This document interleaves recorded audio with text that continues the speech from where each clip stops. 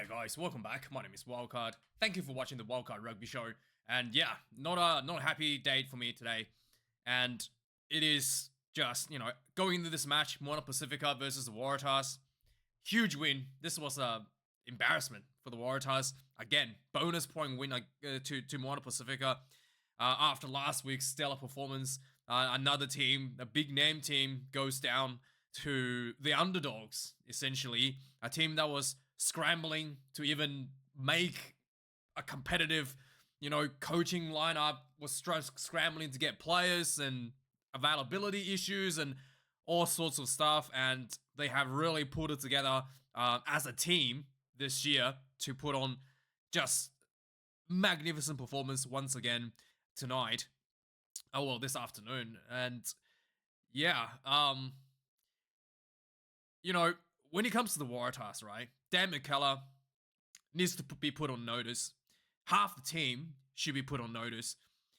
Just the fact that, right, if you look at the Moana Pasifika team, if you take out Ardie Savea, Suaalii probably has more pay than the entire team if you take out Ardie Savea combined. Not to mention the stacked Wallabies that is alongside of him. Andrew Callaway, Tupou, coming off the bench with no impact at all. Langi Gleeson, you've got just, you name it, right? Let's go, let's have a look at it. Angus Bell, the amount of talent that was on the field for the Waratahs was astonishing how they could have lost this one. Especially after a 21 points to 7 lead at halftime. And it's not an issue of skill. You definitely have plenty of skill on the field. It's not an issue of the weather. There's no rain out there, perfect conditions. It's just a matter of heart. The bloody team has no fucking heart, mate. In the second half, Moana Pasifika was realizing they're having problems in the first half. They had line-out issues, they fixed. They had tackling issues, defensive issues, not reading the defensive correctly. Suaalii was able to get some good, creating some couple good tries. Fix that. Physicality was lacking a little bit for the Moana Pacific team in the first half. Fix that. And just dominated in the second half. Dominated. Figuring out where the space was with some clever kicking game as well. Not only that they looked at what they weren't doing well, they looked at what the Waratahs are weak at, and they took advantage of it. The lack of ability for the Waratahs to play proper kicking game was exploited in the second half. And that's the difference between a coaching team that clearly knows what they're doing and I don't know what Dan McKellar is doing. I mean, the kicking meter is definitely going up a bit this week, but like the bench, as soon as the bench came out, the whole team just fell apart. It's just embarrassing. Absolutely embarrassing. Now, obviously, we're going to have to talk about the one man that's supposedly saving Rugby Australia, Joseph Suaalii. Now, I can see why he's such a highly talked about rugby league player. Gotta be fair. When you put him, when you give him the ball in hand, and he gets an opportunity to go 1-on-1, even 2-on-1 sometimes, he's able to create some damage. He's able to make some half breaks. He's able to draw defenders. He's a big target. And that's what you want. That's what you want for your big star players. He's always a threat on the field, which is good. But that's probably all that is to it from him in terms of being good. That is being a good rugby league player.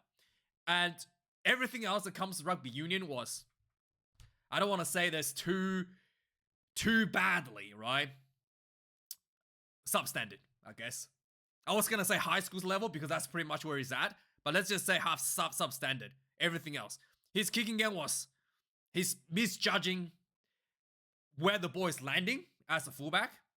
He's misjudging his kick distance. He was last week he shanked a clearance kick. Well, this week he didn't shank it. He just kicked 10 meters out of bounds. So, didn't quite get the distance that he wanted.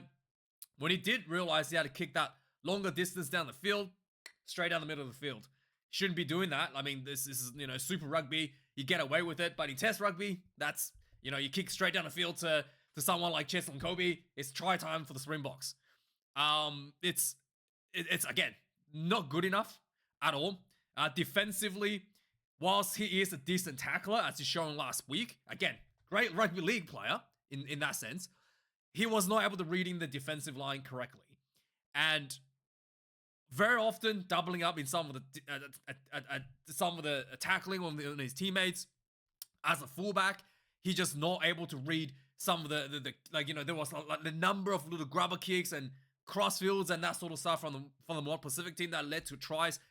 As a fullback, that's kind of your job to stop that, or not actually be in a position to eliminate that option for Moana Pasifika. So they won't even go for it. If you're in the right position, they shouldn't even be attempting some of these plays. And again, it's just him out of position a little bit. And yeah, you know, definitely not one man to blame for this game.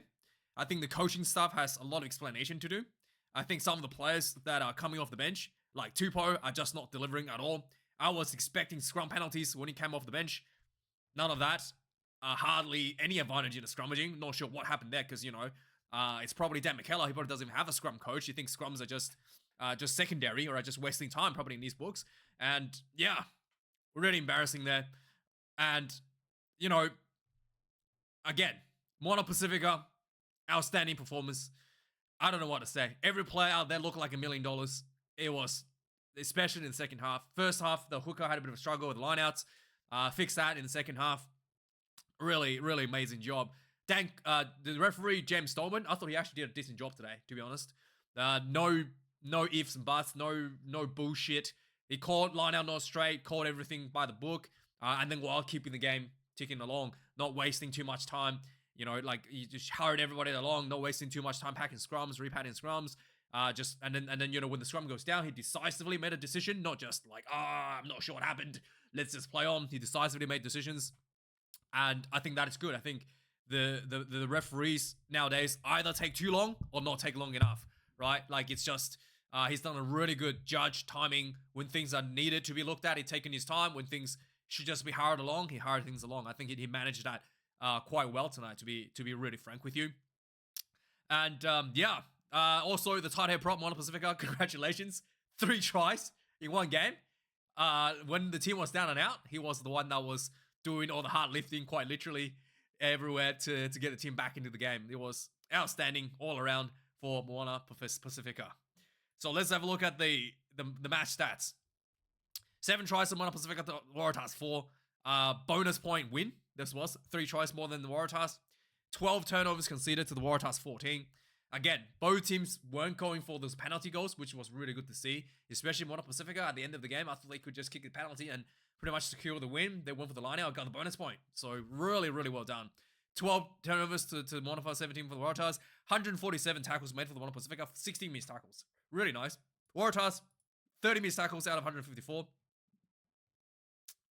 Clearly half the completion rate. Another one of the reasons for Waratahs defense issues as well is the rush defense was terrible.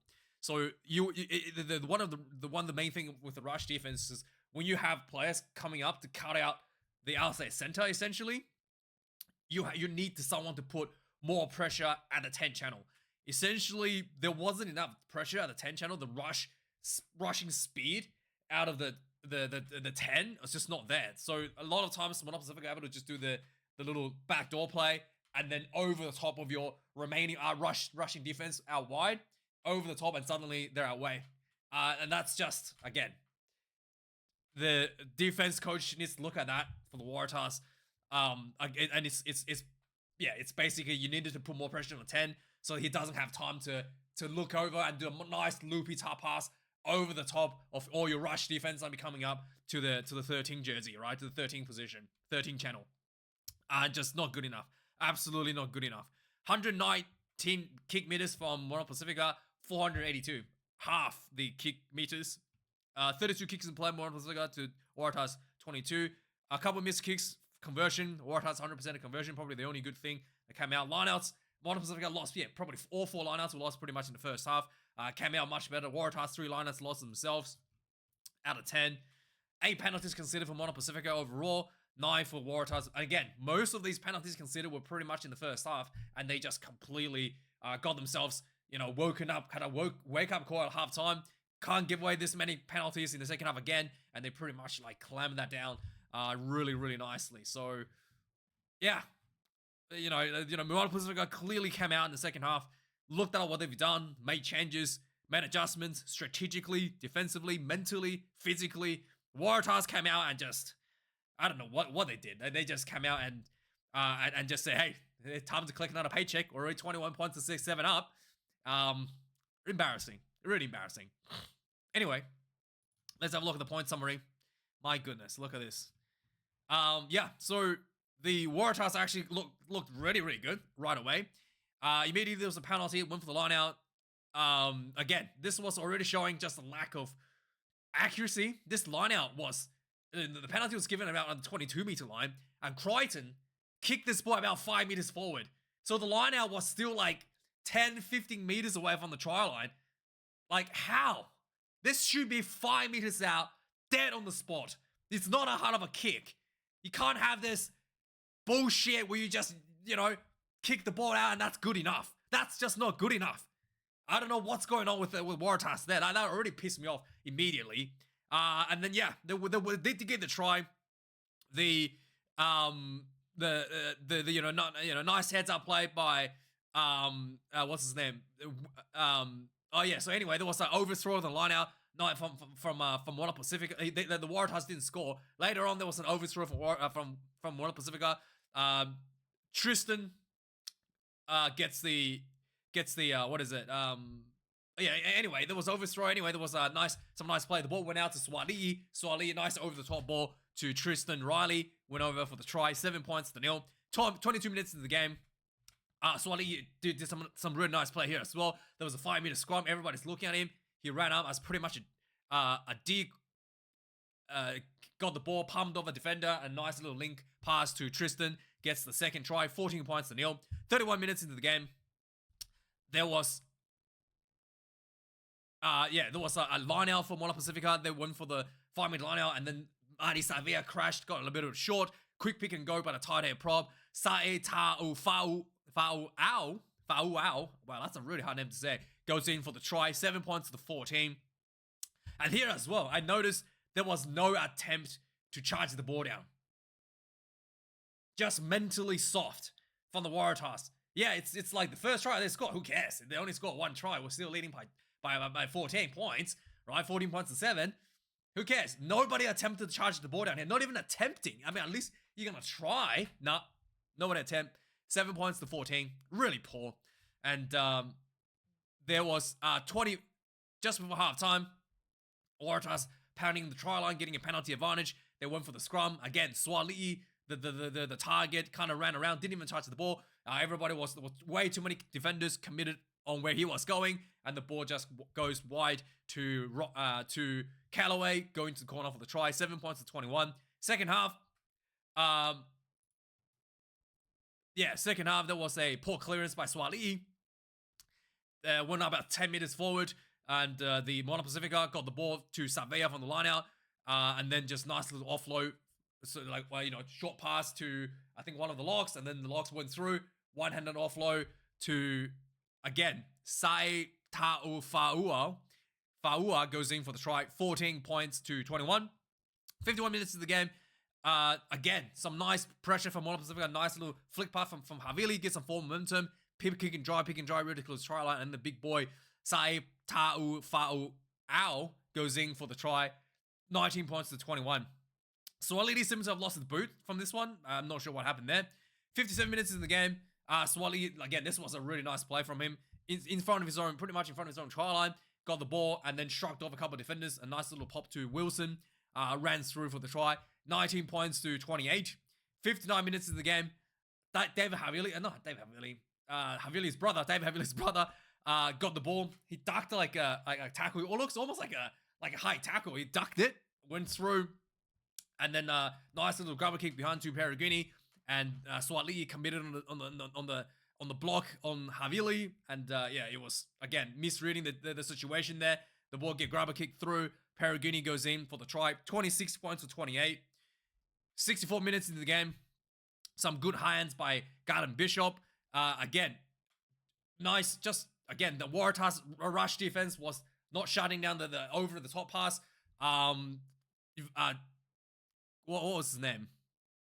Yeah, again, Havili goes in for the try, just nice over the top after some pressure in front of the try line, in front of Waratahs. Everybody's looking tired. 67 minutes into the game, it's a surprise to me as well. 64 minutes, the reserves just came on and everybody's looking exhausted out there when the Waratahs team. 67 minutes into the game, the Waratahs are completely falling apart at this point. Defense just, there was a line out. There was what happened here? Again, rush defense failing. The ball went over the top. Adi Savea ran through and then linked up with what's his name? Went through, got tackled short, tackled inside of 22. There was some more pressure, penalty advantage, and then Garden Bishop, a nice grabber kick behind to Inisi, went in for the try, 36 points to 28. And then finally, 78 minutes into the game, there was a penalty to the Moana Pasifika, went for the line out. The line out was scooted back to Tupou, the number 8. He just ran through like 4 defenders right in front of him, bumped over for the try. Soft tacklers tackling there from the Waratahs. And I think some of these players, the coaching staff needs to be put on notice. It's really not acceptable to have stacked international test players to perform like this. Just no heart, no determination, no grit, just falling apart under pressure. It's really not acceptable. And let me know your thoughts. Thanks for watching. Like, comment, and subscribe. Cheers.